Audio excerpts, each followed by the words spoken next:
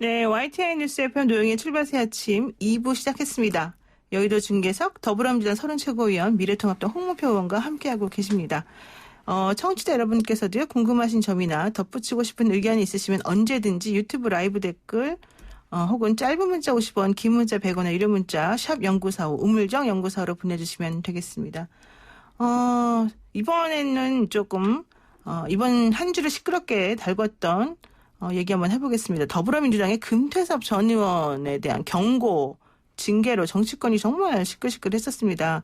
우선 이거는 서른 최고위원님께 먼저 여쭤봐야 될 것 같습니다. 금태섭 전 의원에 대한 징계 적절했다 이렇게 보십니까? 뭐 시기상으로나 내용상으로나. 물론 이제 당헌 당규상으로는요. 네. 당론에 따르도록 돼 있고 당론을 위반할 시에는 이제 징계를 할 수 있습니다. 제일 낮은 단계가 경고고, 예. 그다음 자격 정지, 뭐 제명 이런 순서로 높아집니다. 그런데 이 우리 당 윤리심판위원회에서 결정을 그렇게 했는데 사실은 저는 일종의 이중 뭐 징계 같은 이런 느낌이 들어요. 왜냐하면요. 현역 의원인데 예. 당내 경선을 통해 가지고 지역위원회죠. 경선을 통해 가지고 금태섭 의원이 탈락됐습니다. 그랬죠. 그건 당원들로부터 징계를 받은 거로 봐야 되거든요. 그렇기 때문에 출마를 못했습니다. 네. 그러면은 그걸 다시 또 윤리에 올려가지고 이 징계를 하는 것이 그 현명한 방법이었느냐? 저는 좀 현명하지 않았다 생각. 이미 징계했습니다. 네. 당원들이 출마를 못하게 했기 때문에 그 징계 이상 더 큰 징계가 어디 있겠습니까? 네. 그런 징계를 했는데 또 이게 징계를 한다는 것은 별로 잘한 것 같지는 않다. 그러나 이게 징계가 올라왔기 때문에 윤리심판위원회에서는 이건 그 과정을 안 거칠 수가 없습니다. 네. 그런데 그렇더라도 묵혀두고 그냥 처리를 안 했더라면은 더 현명한 처방이었을 텐데 가혹한 징계를 했거든요, 당원들이. 네. 출마를 못하게 했으니까요. 네. 그거로 다 심판 끝난 겁니다. 그런 상태였는데 또 징계하는 거는 현명한 건 아니었다 이렇게 생각합니다. 그렇군요. 예. 저는 민주당 안에 저런 서른 최고위원 같은 분이 있다는 게 참 다행이라고 생각을 합니다. 네. 이 당은 분명히 이거 지금 잘못한 거예요. 지금 뭐 우연 소지까지 나올 정도고, 그리고 또 뭐 이 국회법도 지금 안 맞는다는 것이고. 국회법도 안 맞고 헌법도 안 맞는다 이런 예. 얘기죠. 예. 이렇게 이제 아주 분명한 그 어떤 법률적인 해석이 나오는 상황에서 거기다 또 당내 그동안의 의정 활동을 아주 잘하신 이 의원님들이 지금 5, 6번 계속 우리 서른 최고위원 같은 비슷한 얘기를 하고 계시잖아요. 네. 저는 이 헌법도 국회법도 또 당내에서 이런 움직임이 보이면은 이것은 잘못됐다고 분명히 해야 되고, 또 그것을 우리 또 상대 정당의 주의들이 깊이 논하는 것 자체가 조금 안 맞습니다만은 저는 이것은 순리대로 법대로 갔으면 좋겠어요. 근데 이제 당헌상 이 헌법 그리고 법률 이 위반이다 이런 얘기가 나오는데 그거 아니다라는 또 얘기가 있습니다. 그래서 이거는 뭐 다툼이 있을 수 있는 논쟁은 되는데 말씀드린 대로 이걸 가지고 그렇게 논쟁해야 할 사안은 아니다. 예. 그렇게 정리를 하고 넘어가는 게 맞을 것 같습니다. 근데 강제 당론이기 때문에 내 의지와 상관없이 따라야 된다 뭐 이런 얘기에 대해서는 원래 국회의원들은 다 강제 당론이라는 걸 가지고서 따릅니까? 어떻게 됩니까? 아니 이게 헌법과 국회법의 강제 당론은 아니라고 해놓고 네.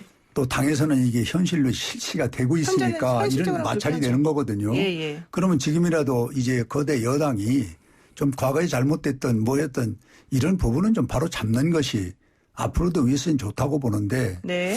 이거 뭐 관행을 따르고 또 현실을 따르고 또 뭐 법을 또 판단하고 참 어떻게 보면 우리 자화상이죠. 예, 부끄러운 일인데 뭐 이런 일이 또 없겠거니 했으면 좋겠다는 말씀을 드립니다. 네, 그렇군요. 뭐 더 이상 논쟁할 필요가 없고요. 그럼 우리 당에 맡겨놓으면 될 것 같습니다. 죄송합니다. 제가 쓸데없는 거 알려줘서. 그런데 이거는 그래도 욕을 먹어도 한 번 더 여쭤봐야 되겠어요. 금태섭 전 의원이 SNS에 이런 글을 올렸어요. 조국 사태. 조국 전 장관 얘기를 자꾸 하십니다만 조국 사태, 윤미향 사태 등에 대해서 당 지도부는 함구령을 내리고 국회의원들은 국민들이 가장 관심 있는 문제에 대해서는 한마디도 하지 못하게 했다. 이게 과연 정상이냐, 민주당에 민주가 있냐, 뭐 이런 얘기 하더라고요. 네, 그건 이제 이 금태섭 의원이 이 부분에서 잘못을 하고 있습니다. 아, 그래요? 사실과 다릅니다. 이게 뭐 조국 사태나 윤미향 사태에 대해서 당내에서 왜 얘기를 안 해요? 알가알보가 있죠. 본인이 정확히 잘 모를 뿐입니다.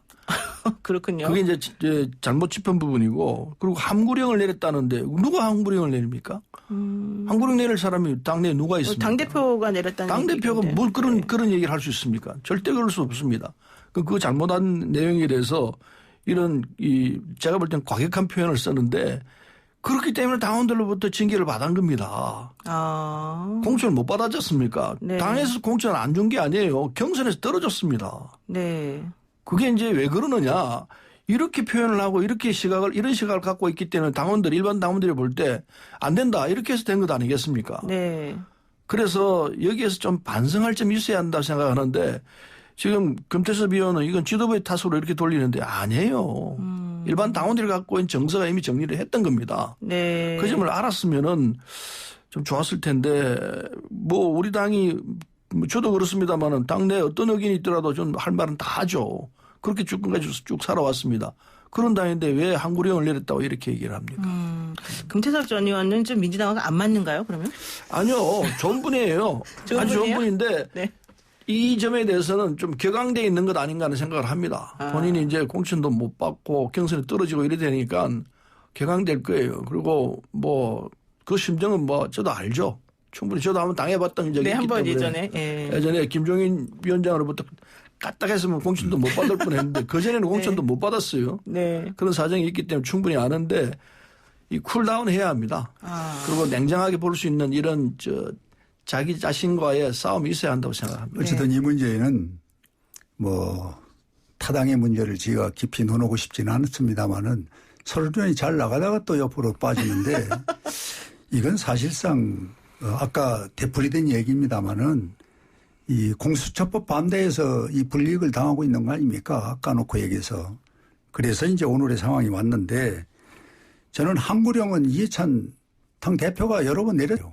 그래서 말 못했던 거고 자기 문제만은 이렇게 샅샅이 뭐 어떤 상황을 뭐 예를 들어서 이렇게 공격을 하니까 이제 국회의원도 안 된 입장에서 사람이 인격까지도 이렇게 또 자기가 짓밟히니까 이제는 안 되겠다 해서 이런 이제 SNS에 글을 올렸는데 저는 이 문제는 아까 서린 최고위원 말씀대로 당내에서 조용히 이제 해결하는 게 좋지 이걸 공론화하는 거는 또 당에 관한 입장인데 네. 누가 왈가왈가 하는 건 안 맞는다고 봅니다. 네, 그렇군요.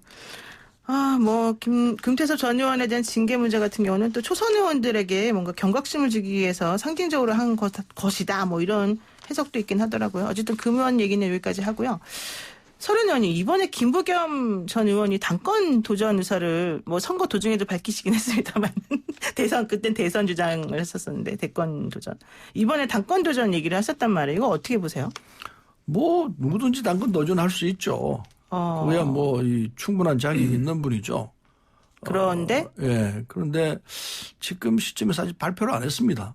아직 발표 정식으로 안 한 거예요? 안 했기 때문에 할지 안 할지는 좀 더 두고 봐야 할 문제라 생각합니다. 그럼 안 했으면 좋겠다고 생각하시는 거예요? 뭐 지금 현재 조건으로 보면은 이낙연 전 선대위원장이? 전 선대위원장이 거의 뭐 당내에서는 압도적으로. 일방적인 조건으로 가고 있는 상황이기 때문에 글쎄요. 그 김부겸 의원이 앞으로 어떻게 할지는 좀 더 지켜보는 게 옳지 않겠나 생각합니다. 그러면 존재감을 좀 키우기 위해서 하시는 거 아닐까요? 그런 것보다는 네. 본인도 대통령이 되고 싶은 이런 뜻이 있는 분이기 때문에 충분히 할 수는 있을 터인데 근데 이 상황에서 굳이 그걸 할 수 있을까 하는 생각은 있기 때문에 좀 더 봐야 할 문제입니다. 서른 의원님은 대통령 되고 싶지 않으세요? 저는 뭐 시키지도 않을 생각입니다. 그 험악하고 힘든 자리를 왜 하죠?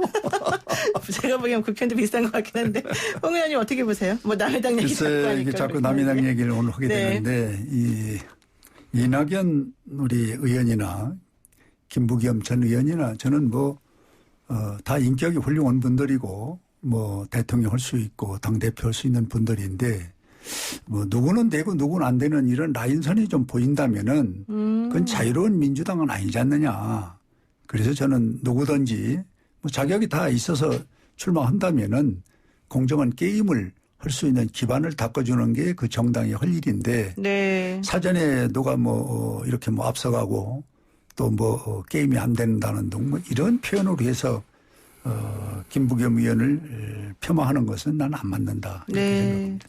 그러면은 김종인 비대위원장이 내년 4월에 이제 그만두면 우리 홍 의원님께서도 당권에 도전하십니까?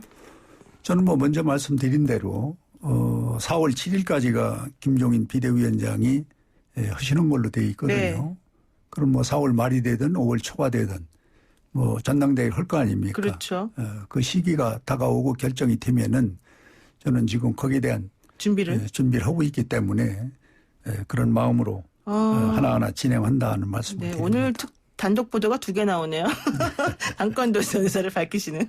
자, 그런데요, 이거 여쭤보려고 사실 이 전제로 그 질문을 한 건데요. 김종인 비대위 아까 제가 좀 전에 말씀을 하다가 조금 언급을 했습니다만은 어쨌든 너무 보수색을 너무 빼려고 하니까 이게 좌파 정당으로 가는 거냐 이렇게 지금 얘기를 하면서 김종인 비대위를 좀 안 좋아하는 분들 입장에서는 얘기가 좀 나오는 것 같아요. 이건 어떻게 보세요? 저는 김종인 위원장과 이 문제를 개인적으로 만나서 얘기해 본 일은 없는데요. 네. 보수 무슨 자유 뭐 이런 부분을 좀 앞으로 덜 썼으면 좋겠다. 그러니까 좌파로 가는 거 아니냐 하는 염려를 하는 분들이 꽤 있습니다. 그렇죠. 그런데 그분과 또 그동안의 정치적 쭉 살펴보면은 대한민국은 자유민주주의로 가야 된다. 또 시장경제를 원칙으로 한다. 이 두 축만 잘 살려서 조금 좀 점진적으로 진보적으로 가는 거는 저는 괜찮다. 이렇게 보는데 당 안에서도 그렇고 많은 그 언론에서도 이 부분에 대해서 염려를 하는 건 사실입니다. 네. 그래서 좀 더 다듬어야 되고 좀 더 당내에서 숙성을 해야 할 문제 중에 하나가 아닌가 이렇게 보고 있습니다. 네. 예, 저도 비슷한 생각인데요. 이 야당이 실패했던 제일 큰 원인은 극우적 시각을 가졌기 때문에 그렇습니다. 그게 너무 지나치게 기울였어요. 일테면 전병훈 같은 분을 이 한교안 대표가 너무 친하게. 정광훈. 아, 네. 죄송합니다. 정광훈. 예. 정광 목사. 예, 정광훈 목사인지 아닌지 모르겠습니다만은 그렇다는 사실들은 이건 국민들에게 혐오감을 줬다 생각합니다. 그게 결정적인 패인 중에 한 부분 아니었을까 생각하기 때문에 네. 그 점을 김종인 위원장이 알기 때문에 그렇게 하는 거 아닌가 생각합니다. 네, 두 분 오늘 말씀 여기까지 듣도록 하겠습니다. 감사합니다. 네, 고맙습니다. 네, 네. 감사합니다. 지금까지 서른 더불어민주당 최고위원 홍문표 미래통합당 의원과 함께했습니다.